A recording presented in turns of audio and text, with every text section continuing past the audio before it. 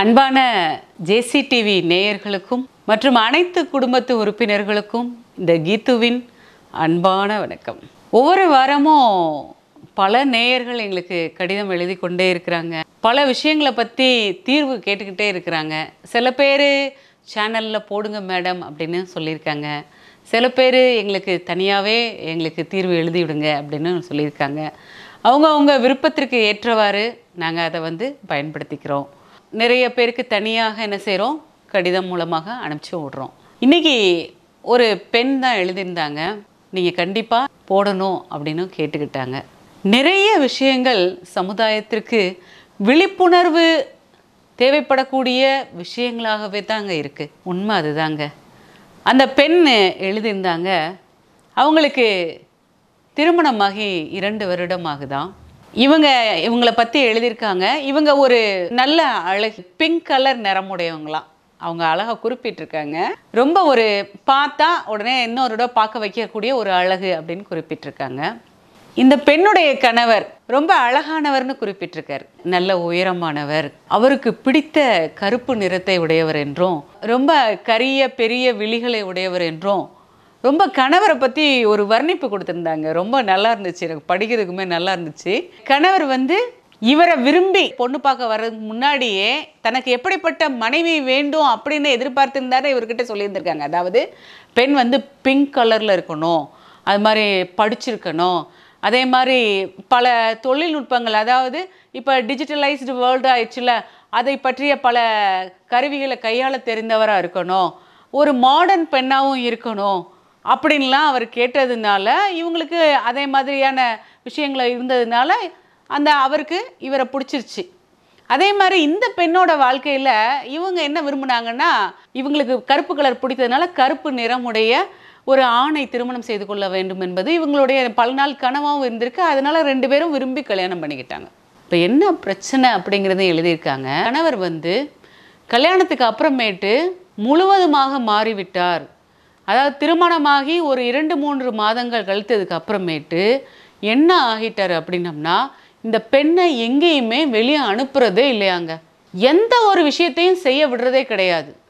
உனக்கு பாதுகாப்பு தேவை, உன்னைய யாரும் பார்த்துடக்கூடாது, இல்லை நீ அவங்க கூட போனால் உனக்கு பிரச்சனை ஆயிரும், உனக்கு சேஃப்டி கிடையாது அப்படின்னு என்ன செஞ்சுருக்காரு, இந்த பெண்ணை பொத்தி பொத்தி பாதுகாக்குங்கிற பேரில் நிறைய பிரச்சனைகளை ஏற்படுத்தியிருக்கிறார். இந்த பெண் கொஞ்சம் சுதந்திரமாக வாழ்ந்த பெண் திருமணத்திற்கு முன்னாடி அப்படின்னு அவங்க குறிப்பிட்டிருக்காங்க. அவங்க அம்மா அப்பா வீட்டில் நல்லா சுதந்திரமாக இருந்த காய்கறி கிடைக்கினாலும் அவரே எல்லாத்தையும் வாங்கிட்டு வந்த பெண்ணை ஒரு கிளியை தங்க கூண்டில் அடைச்சிடலான்னு சொல்லலாம். அந்த அளவுக்கு இந்த பெண்ணை ஒரு வீட்டிலேயே சிறை வைத்த மாதிரி வைத்திருக்கிறாரு அப்படின்னு அவங்க குறிப்பிட்டிருக்காங்க. அதாவது பக்கத்து வீட்டுக்காரங்க கூட பேசக்கூடாதான், எந்த நண்பர்கள் கூடயும் ஃபோனில் பேசக்கூடாது, தோழிகள் கூட பேசக்கூடாது. முன்னாடி அவங்களுடைய காலேஜ் ஃப்ரெண்ட்ஸ்லாம் இருந்திருக்கு, அதை எல்லாத்தையும் கட் பண்ண வச்சு ஃபோனையே அவங்ககிட்ட என்ன செஞ்சிட்டாரு, பிடுங்கிட்டு ஒரு பட்டன் செல்லை கொடுத்து வச்சுருக்காராம். இது என்னங்க கொடுமை. பார்த்து பார்த்து இந்த மாதிரி வேணும்னு சொல்லி கல்யாணம் பண்ணிக்கிட்ட பெண்ணை இப்போ என்ன பண்ணி வச்சுருக்காருன்னா, ஒரு சிறை கைதியாட்டம் அடைச்சி வச்சுருக்காரு. இது எதை காட்டுதுங்க? அவர்கிட்ட இருக்கக்கூடிய ஒரு சந்தேக மனப்பான்மையையும் காட்டுது, அவருக்கு இன்செக்யூரிட்டி இருக்கு காமிக்குது. அவர் ஒரு பாதுகாப்பு இல்லாத ஒரு நிலைக்கு தள்ளப்படுறாரு அப்படின்னு உணர வைக்குது. நிறைய ஆண்கள்கிட்ட இந்த பிரச்சனை இருக்குங்க. திருமணத்துக்கு முன்னாடி தன்னுடைய மனைவி அப்படி இருக்கணும், இப்படி இருக்கணும் அப்படின்லாம் நிறைய எதிர்பார்க்குறாங்க. ஆனால் கல்யாணத்துக்கு அப்புறமேட்டு நீ அதை செய்யாத, நீ இதை செய்யாத, அப்படி பண்ணாத, இப்படி பண்ணாத, அங்கேயும் போகிற இங்கேயும் பண்ணுற அப்படின்னு பல கட்டளைகளை பிறப்பிச்சு அவங்கள ஒரு அடிமை மாதிரி நடத்த ஆரம்பிச்சிடுறாங்க. அந்த பெண்ணுக்கு எவ்வளோ ஒரு மன அழுத்தத்தை தரும். அந்த பெண் கேட்டிருக்காங்க, என்ன சொல்லியிருக்காங்கன்னா, இதிலிருந்து நான் மீண்டு வரணும் மேடம், இதை நான் என் கணவர்கிட்ட நான் கண்டிப்பாக காமிப்பேன், இந்த வீடியோவை என் கணவருக்கு பேசுகிற மாதிரியே நீங்கள் பேசுங்க அப்படின்னு வேறு சொல்லியிருக்காங்க. இப்போ நான் அந்த கணவருக்கு சொல்கிற ஒரே விஷயம் இதுதான், உலகத்தில் நீங்கள் இந்த அளவுக்கு இன்செக்யூராக இருந்தீங்கன்னா உங்களால் யார் மேலேயும் நம்பிக்கை வைக்கவே முடியாதுங்க. வெளியே மனைவியை கூட்டிகிட்டு போனீங்கன்னா 4 பேர் பார்க்க தாங்க செய்வாங்க, யாரும் கண்ணை மூடிட்டு போக மாட்டாங்கங்க. இவங்களை விட நான் அழகாக இருக்கிறவங்களாம் எவ்வளவோ பேர் இருக்காங்க, அவங்க எல்லாத்தையும் பார்த்துட்டு போவாங்க. பார்க்குறது ஒரு தப்பான விஷயம் கிடையாது. அடுத்து தவறான விஷயங்களை செய்கிறது தாங்க தவறு. ரோட்டில் ஒருத்தவங்க போகிறாங்க, அழகாக போனால் எல்லாரும் பார்க்க தாங்க செய்வாங்க. அதற்காக பொத்தி அந்த ஒரு பெண் வந்து ஒரு உயிருள்ள ஒரு பெண்ணுங்கிறது நினைக்க மாட்டேங்கிறீங்க. உங்களுக்கு இந்த அளவுக்கு இன்ஃபீரியாரிட்டி காம்ப்ளெக்ஸ் இருந்ததுன்னா நீங்கள் இந்த அளவுக்கு தேடி அந்த பொண்ணை கல்யாணம் பண்ணணும்னு அவசியமே இல்லை. இதில் வேற அந்த பெண் வேற குறிப்பிட்டு இருந்தாங்க, எல்லாரும் பார்த்தா இன்னும் உன் வீட்டுக்காரர் இப்படி இருக்கிறாரு அப்படின்னு கேட்குறாங்க, நீ இப்படி இருக்க, உன் வீட்டுக்காரர் இப்படி இருக்கன்னு கேட்குறதே அவருக்கு வந்து மிகப்பெரிய பிரச்சனையாக இருக்குது அப்படின்னு வேற குறிப்பிட்டிருந்தாங்க. ஏங்க இந்த சமுதாயத்தில் இப்போ நாங்கள் இருந்த காலத்துல எல்லாம் பெண் கருப்பு ஆண் கருப்பு அப்படின்னாலே ஒதுக்கப்பட்ட ஒரு விஷயமா இருந்தது. இப்போ அப்படி கிடையவே கிடையாதுங்க.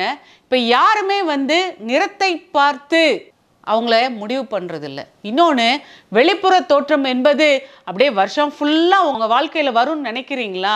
கண்டிப்பாக இல்லைங்க. அழகு என்பது ஒரு 5 வருடம் வேணால் இருக்கும், அதுக்கப்புறம் கண்டிப்பாக மாறி போயிடும். உங்களுடைய மனைவியோட குணாதிசயம் உங்களுக்கு தெரியலையா? அவங்க உங்கள் மேலே காட்டுற அன்பு தெரியலையா? அவங்க உங்கள் மேலே காட்டுற அக்கறை தெரியலையா? இல்லை அவங்க உங்களுக்கு பார்த்து செய்யக்கூடிய அந்த விஷயங்கள்லாம் உங்கள் கண்ணுக்கு தெரியலையா? இந்த அளவுக்கு அடிமைப்படுத்தி வைத்திருந்தா அவங்க எப்படிங்க சந்தோஷமாக இருப்பாங்க? சந்தோஷமாக இருக்கவே மாட்டாங்க. அதனால் நீங்கள் ஒரு விஷயம் நல்லா தெரிஞ்சுக்கோங்க, அது ஆணோ இல்லது பெண்ணோ, உலக அழகனை கல்யாணம் பண்ணி வச்சா கூட 10 நாளைக்கு மேலே பார்க்க முடியாதுங்க. அதே மாதிரி தான் உலக அழகிய நீங்கள் கல்யாணம் பண்ணி வச்சா கூட 10 நாளைக்கு மேலே பார்த்த முகம் தானே அப்படின்னு உங்களுக்கு தோன்ற ஆரம்பித்து விடும். ஏத்தாப்புல அவங்க பார்த்துருவாங்களே இவங்க பார்த்துருவாங்களா நீங்கள் நினைக்கணும்னா அவசியமே இல்லை. இந்த மனநிலையை நீங்கள் மாற்றிக்கொள்ளணும். இந்த மனநிலையை அவருக்கு மாற்றுவது எளிதான ஒன்று கிடையாது. ஆனால் தினமும் அவர் ஆள் மனதுக்கு அவர் கட்டளை கொடுத்து மாற்றிக்கொள்ள வேண்டும். அப்பனா தான் இந்த மனநிலையை அவரால் மாற்ற முடியும். இல்லைன்னா ரொம்ப கஷ்டப்படுவார். இந்த கணவருக்கு நான் சொல்கிறது இதுதான், உங்கள் மனைவி மேலே நம்பிக்கை வைங்க. அவங்க உங்களை விரும்பி கல்யாணம் பண்ணியிருக்காங்க, நீங்களும் அவங்கள விரும்பி கல்யாணம் பண்ணியிருக்கீங்க. அழகான வாழ்க்கை, அழகிய முகம் கொண்ட வாழ்க்கை என்பது சில வருடங்களுக்கு மட்டும்தாங்க.